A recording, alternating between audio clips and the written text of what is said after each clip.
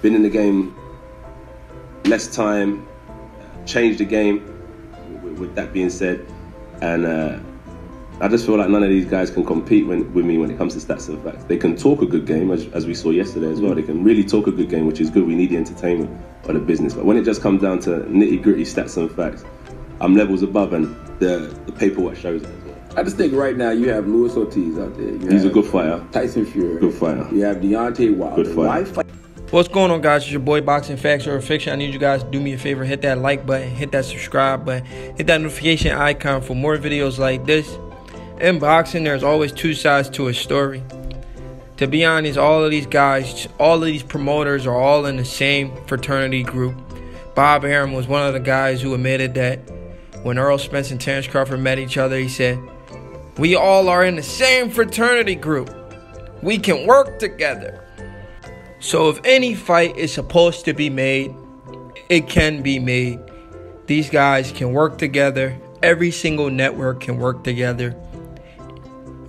ESPN, Showtime, DAZN, all these guys can work together. Don't let these networks fool you. They all can work together. Bob Arum made it pretty clear they're all in the same fraternity. But this interview is about Anthony Joshua.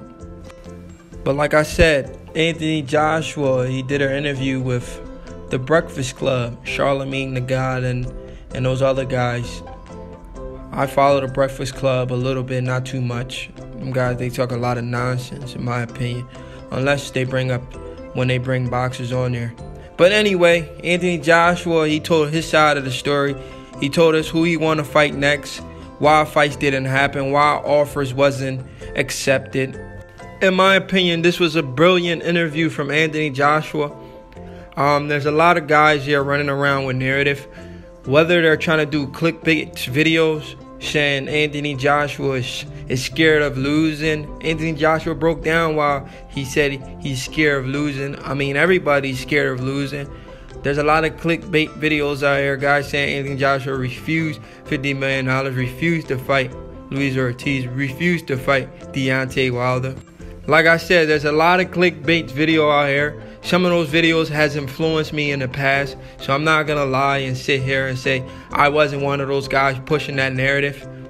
But now that I heard it from Anthony Joshua perspective, I can listen to the man and hear it from his perspective and see who's telling the truth overall. I heard it from Deontay Wilder perspective, Luis Ortiz perspective, Tyson Fury perspective, and now we're hearing it from Anthony Joshua perspective. And what Anthony Joshua is saying is making much more sense than what Deontay Wilder has said, what Tyson Fury has said, even Luis Ortiz. Luis Ortiz doesn't even call the shot around here. The guy doesn't have a belt. I mean, even though he was a mandatory, but Anthony Joshua's had other mandatories. Baby Miller at this point in your career, if you want to be looked at as one of the elite, if they look at you as one of the elite, why not fight one of those three? I agree with you. It's a good question. It's a good question. So, if you look at yesterday, right, how it's got everyone talking about it in our industry, it's a perfect move to come to the USA and fight. I'm fighting in MSG. He's from Brooklyn, New York, so it made sense to fight. And then once I established myself here, then we look straight at the Luis Ortiz's if Wilder or Fury isn't ready, because my strategy was to fight Wilder in April. My channel is called Boxing Facts Over Fiction. I try not to take sides here because this is boxing. I have to be fair from each party. I agree with Anthony Joshua why he chose to fight Gerard Big Baby Miller. He chose to fight Gerard Big Baby Miller, the guy's from Brooklyn. I mean, his first fight in America, he's fighting Gerard Big Baby Miller. That's a huge fight based on the fact that's the guy hometown he's coming to. So it makes perfect sense. But what I don't agree with Anthony Joshua was when he said his initial fight was supposed to be with Deontay Wilder in April. I don't agree with that. The reason why I don't agree with that is because Anthony Joshua knows Deontay Wilder was in a controversial fight with Tyson Fury. So you can't tell the public you wanted to fight Wilder in April if you know Wilder will want that rematch with Fury. So he should have said something else in that situation. career, if you want to be looked at as one of the elite, if they look at you as one of the elite, why not fight one of those three? I agree with you. It's a good question. So, if you look at yesterday, right, how it's got everyone talking about it in our industry, it's a perfect move to come to the USA and fight. I'm fighting in MSG. He's from Brooklyn, New York, so it made sense to fight. And then once I established myself here, then we look straight at the Luis Ortiz's if Wilder or Fury isn't ready, because my strategy was to fight Wilder in April, because he was about this one face. And then once I established myself here, then we look straight at the Luis Ortiz's if Wilder or Fury isn't ready, because my strategy was to fight Wilder in April, because he was about this one face, one name champion. So we was like, all right, cool. Wilder has earned £10, we're gonna offer him X. He wants all the belts, we've got all the belts, biggest stadium, but he wasn't interested. So now what we've done, we've come to the States as well to show that if you don't want to do it on our turf, we can come here and we can box on your turf as well. So it's just a power move as well. There you go, guys. Anthony Joshua just admitted after he fights Big Baby Miller, he wants that Luis Ortiz work. He's going to try to gun for Deontay Wilder or Tyson Fury. If he can't get those fights, he wants Luis Ortiz next after Jarrell Big Baby Miller. Jarrell Big Baby Miller was the perfect opponent to fight in the USA. After that, he wants to fight Luis Ortiz. In my opinion, I agree with what Anthony Joshua is saying. Big Baby Miller was the perfect opponent to fight in the New York City, Brooklyn, New York. So after that, Luis Ortiz would be the next perfect opponent if Deontay Wilder and Tyson Fury isn't available. We all know they're not going to be available. Tyson Fury has a fight coming up. Deontay Wilder is going to be fighting Dominic Breazeale. We all know that. Let's not beat around the bush and stick to the facts. In my opinion, a fight of that magnitude will be staged in America again. I think Anthony Joshua should fight Luis Ortiz in America again instead of fighting him over there in the UK. He should fight Luis Ortiz in America because Luis Ortiz is kind of familiar in America because he fought Deontay Wilder.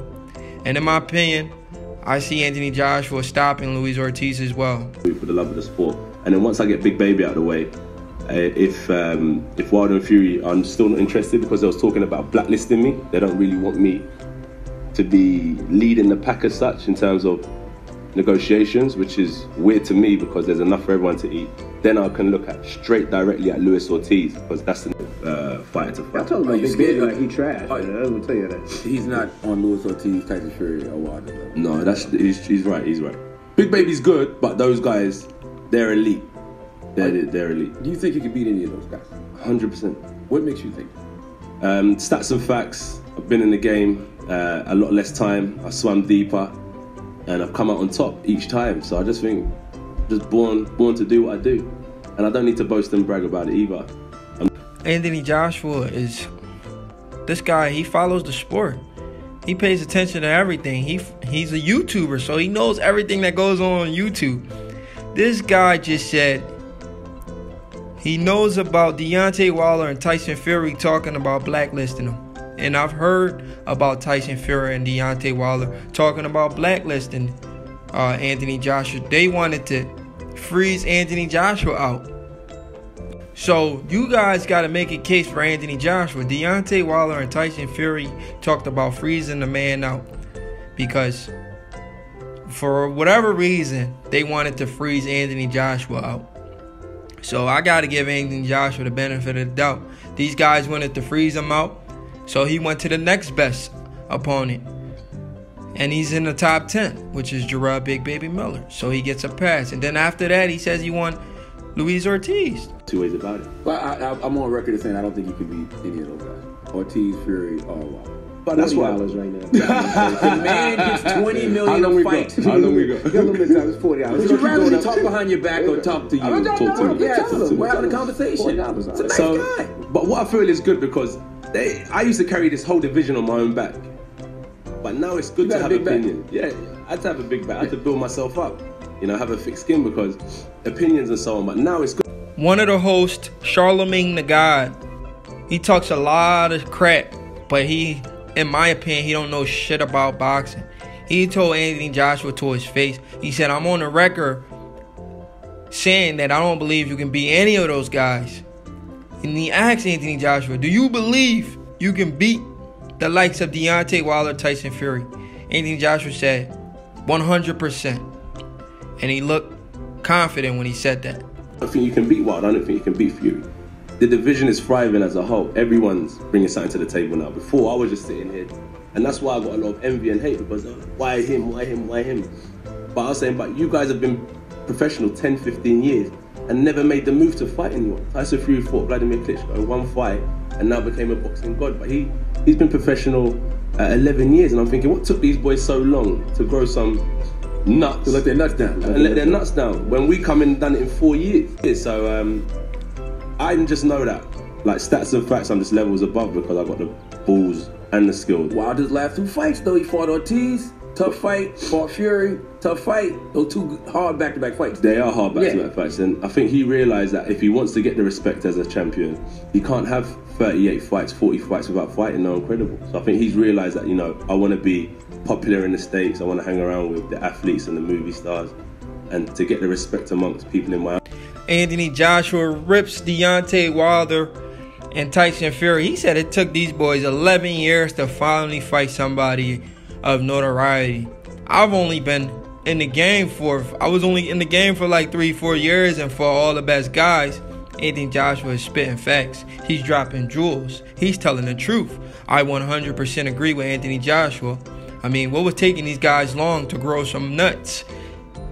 Like the announcer Charlemagne the Guy said. So it's taken him 10 years to grow that confidence, which is fine. But now he's here and he's got a young champion coming through. We have been negotiating, trying to get this fight made, and I'm sure it will happen because we're in the same era, same division. There's no reason why it can't happen. It's just timing, unfortunately. We feel that same way about you, though. We saw you fight Klitschko, but I mean, who since then? So Parker? So what happens is that, so I fought in my 16th fight, took the title, defended it against Dominic Breazeale, who Wilder's probably... So it's like, why are you going backwards? But anyway, so fought Breazeale, defended it against... I was supposed to fight Klitschko straight after. Defended it against Molina because Klitschko pulled out of an injury. Bang, Klitschko. So now I had my hand on 1 belt. 3 fights later, I took another belt. Defended it against another fighter. Beat Parker, took his belt. So now I'm saying I've collected everything. So it's like Lord of the Rings. I've got all 4. Wilder, come and see me. If you think you're the best in the world in Like I said before, Charlemagne the Guy talks a lot of shit and he don't know shit about boxing. He tried to discredit Anthony Joshua, but Anthony Joshua said, I stick to the facts and stats. In my 16th fight, I fought better competition than these guys. He's just talking about his first 16 fights. But he said, Deontay Wilder's going backwards, man. He exposes Deontay Wilder. He said Deontay Wilder's going backwards. He's fighting my leftovers and Dominic Breazeale. But let's be real, Anthony Joshua did fight one of Deontay Wilder's leftover as well. Anthony Joshua, he fought Eric Molina. Deontay Wilder was the first guy to knock out. I'm not saying the first guy to knock him out, but Deontay Wilder knocked out Eric Molina before Anthony Joshua knocked out Eric Molina. So if you want to say that, you got to say, you can't say it like that without mentioning you fought some of Deontay Wilder's opponents as well. And also, you're talking about fighting Luis Ortiz. Luis Ortiz is a Deontay Wilder leftovers. So if you want to talk that, you have to be fair. Like I said, this is boxing facts over fiction. I agree with what Anthony Joshua is saying to a certain extent. He has to be 100% truthful. Everything has to match up because I pay attention to everything these guys say and they will be held accountable. Me improve it, and then you can run wild and be there, you know, negotiate them crazy terms that you're talking about. So I just felt like if you're the best in the world and you truly believe it, come and see me. Let's get pen to paper, and then you have a chance of fighting in front of 100,000 people, payday, all the belts, and you can prove to the world you are the best. It's been a bit difficult. Now, what were the crazy terms? Because Wilder said he was willing to come fight on your turf. He said he was willing to take less money. What was the problem? That's the thing. I couldn't even tell you. Yeah. That's what I'm baffled. Listening to certain things. Oh, we want to blacklist him. If you hear what he says sometimes, oh, he's been trying to contact our management, but we're not interested. Tyson Fury, that's the guy we want. But then I'm saying, but it was about one face, one name, one champion. But I can't really control what Wilder says or what he does. Just say that when he's ready, we're ready, and whatever he's done in his career, we can surpass that and double it, triple it, and give him a better offer than he's ever seen before, and give him a shot at becoming one of. He was on the Breakfast Club? I've heard a lot of his interviews. I'll definitely listen to it now. But we got it right. We got it right here. We got you. I had to deal with Sky Sports. They wanted me to come over and commentate for them. And I told them I'd come on one condition. And the terms was I get in the ring with Joshua at the end of the night. So we talked about the Sky Sports thing. So I said the only time I've let someone in the ring after the fight is when I signed the deal. So Klitschko got in the ring with me. Because we had the deal signed. It was like, let's get, and now we promote the fight saying the date's set, the fight's set.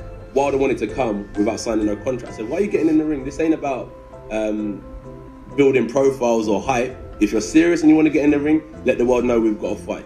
If you're not serious and you haven't signed the fight, there's no need to get in the ring. Because this is my show. Yeah, that makes sense. Yeah, so it was just like, sign the contract, let's do the deal, then get in the ring and we'll announce to the world that, listen, the next two champions are fighting each other and there's going to be one phase. But at that time, we had no deal in place, so I said, don't waste your... Like I said, I agree with Anthony Joshua to a certain extent. He makes more sense in this situation because the way he breaks things down, it makes more sense. He explains the Wilder situation where Wilder wanted to come and get in the ring with him. He said, why would I let a guy get in the ring with me if he hasn't signed paperwork to make sure that he wants to fight? I don't want this to be a fluke. I don't want to fool the fans and say I'm fighting Wilder next. I don't want to fool the fans and say I'm fighting Wilder next when nothing has been done on paper. The deal hasn't been signed. Why should he get in the ring and say we're fighting next or to challenge me next when nothing's on paper? So I kind of agree with Anthony Joshua somewhat 50-50. But there have been some fights where the deal wasn't signed and a guy got in the ring, and just because of that, he got to fight. Just because a guy got in the ring to challenge another guy, he got to fight. For example, a recent example would be Sean Porter and Danny Garcia. Sean Porter got in the ring with Danny Garcia, told him he wanted to fight. And then, boom, that fight was made because Sean Porter had the balls to get in that ring to call out Danny Garcia. So, I'm a little 50-50 on this one. But it does make sense the way Anthony Joshua is breaking it down. That's why I said there's two sides to a story. The fight's already big. We don't need to... Let's not waste no promos. Right. Yeah, that's all it was. So that was that situation. That was my view on that situation. I like how you're producing this. Tell them. Then, a couple of days later, I get a phone call from my manager. He was like saying that ain't going to be able to happen because Joshua talking about upping the security on me. I even heard about restraining orders and stuff, saying he don't want to hype the fight. For what? And it's... No, it's kind of true, but no restraining orders. I'm not really into like, hey, up the security. Anyway, so why am I worrying about upping the security? Yeah. It was just a situation where sign the contract, it's a good fight to promote, get in the ring, we can talk till the cows come. So they say, Wilder, why are you over here? We're trying to negotiate a fight. Yeah. That makes sense. So that was just my view on that situation. Okay. Well. But his point is 75% right. And his promoter, he always manipulating the fans over there, always telling them different stories so they can believe, because they don't want to fight me. Mm-hmm. You know what I mean? They don't want to fight me at all. I'm the most dangerous man in this game, period. In terms of the most dangerous man in this game, that's opinions are fine. I don't really believe that. He's a good talent, but I don't think he's the most dangerous man in this game. In terms of fearing or losing, of course, that's how I feel. I don't want to lose. But neither does he. But it's not a point of a situation where I will stop doing what I love because I fear losing. If you can't enjoy, if there's no rain, you can't enjoy the sun. It comes with the territory losing in this game. So I'm never afraid of losing. I said if he was serious, he had the opportunity, the date, the venue set. You just weren't interested. If you could find an interview and he says they want to blacklist me, they want to keep me out of the game. I've been trying to reach out to his management. They're not interested. They want to fight Tyson Fury. They want to rematch him. So there's always contradictions that you can find. And if you listen to what I said, is that there was an offer of 50 million. I said, that's a really good offer. 50 for Deontay? Or... They offered me 50 million to come here. I said, that's a really good offer. It wasn't available, so we said, all right, cool. Let's get it over in the UK. April 13th. Made him an offer. And then he said that he wanted to blacklist me and fight Tyson Fury, and that was the situation. Lennox Lewis said it's your promoter Eddie Hearn's bad decisions that caused the Wilder fight not to happen? No, Eddie Hearn, in my opinion, he's done a phenomenal job to bring boxing back. He's taken over the game. But I'm not really into it's hard to say he said, she said. Of course, look, it's all him and I'm sitting here ready because... Why is it your fault? The fight hasn't been made. Somewhere along the line, maybe I didn't make the right offer or something. Do you know what I mean? So it's a bit of both of us as well. So he didn't like certain things, I didn't like certain things. Maybe I should have just given him everything he wanted to make the fight happen. But on hindsight, I've got people that are managing me, protecting me, saying, you know what, you've got to play ball as well. It's a negotiation. You don't get what you work, you get what you negotiate. And it's difficult times when you've got two people who bring something to the table and who the best is. And that's where we're going. As you said, like Ortiz, Wilder, Fury. We'll all connect the dots sooner or later. I know it's a strategy and they're building up the brand in Anthony Joshua. Do you think Eddie Hearn believes in you the way he says he does? Because he won't put you in the ring with any of those guys right now. I just feel like we made the offers. Like we made Tyson Fury, big offer to fight April 13th. He said he wasn't interested in no percentage splits. Give him a flat fee. Really? Mm-hmm. Once again, Charlemagne the guy don't know shit about boxing. He just runs his mouth. He told Anthony Joshua he don't believe Eddie Hearn wants to risk Anthony Joshua and put him in a ring against a Tyson Fury or Deontay Wilder. But then Anthony Joshua countered what he said by saying, we sent these guys offers, and Tyson Fury, he said he wanted a flat fee. Deontay Wilder refused the offer, and Charlemagne the guy looked like he had seen the ghost. He was like, really? Anthony Joshua said, yeah. That's what I'm saying, guys. There's always two sides to a story. Probably three sides to a story. Probably four sides to a story, but I stick to two. But anyway, what I'm trying to say is we have to hear from each guy perspective and see who sticks to the script and see who's making more sense in details and who has done more in their career. We can look at each guy's track record and then give a fighter the benefit of the doubt. This is boxing facts over fiction. I'm trying to stick to the facts and not just run with what everybody's saying. Yes, I have been biased in the past, but this is the future. This is 2019. This is new media. No more being biased. We have to stick to the facts. Anthony Joshua sounds like he's telling the truth. Now, I'm not saying I agree with everything Anthony Joshua is saying, but I'm saying what he's saying from his perspective makes a lot more sense than what I've heard from Tyson Fury, from what I've heard from Deontay Wilder, what I've heard from any other heavyweights.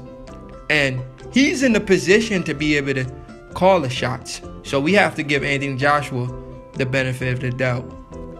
And once again, before I end this video, I would like to remind you all that this is boxing.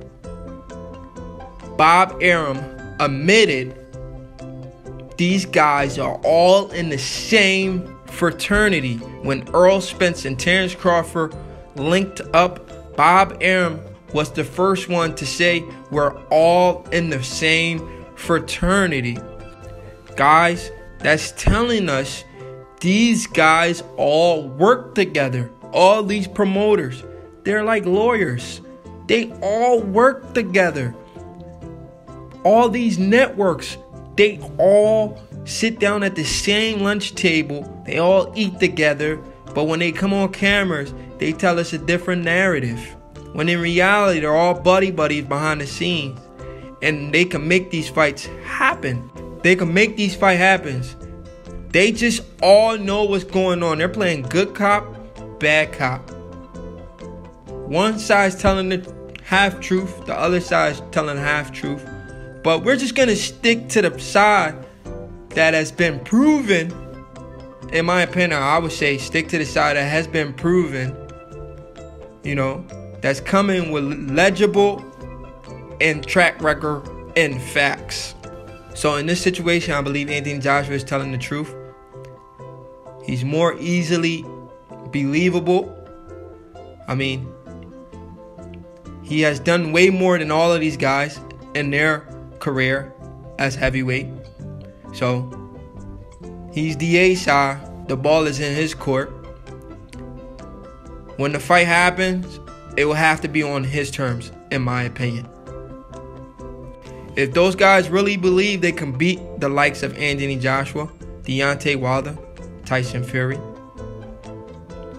they should be willing to take a sacrifice instead of overpricing themselves. That's where I'm at with this. If you really believe you could beat or knock out Anthony Joshua, you should be willing. Even though I support the American Deontay Wilder, I will want him to win because he's an American. But I'm just going to keep it 100. I am going to keep it 100. They have to sacrifice like Floyd Mayweather made the sacrifice to fight Oscar De La Hoya. They have to make that sacrifice to let Anthony Joshua be the A-side because he has built that A-side profile. And they just have to let their skills pay the bills. Go in there and knock out Anthony Joshua like he said they should do. Go in there and knock him out. And then they get the $20 million purses. But until then, I can't knock Anthony Joshua for moving his career in the direction he's moving. He has done way more than these guys can ever dream of as of now. So Anthony Joshua is in the seat where he can call the shots. So you guys do me a favor, hit that like button, hit that subscribe button, leave your comments in the comment section. Let me know what you think about what Anthony Joshua said at the Breakfast Club.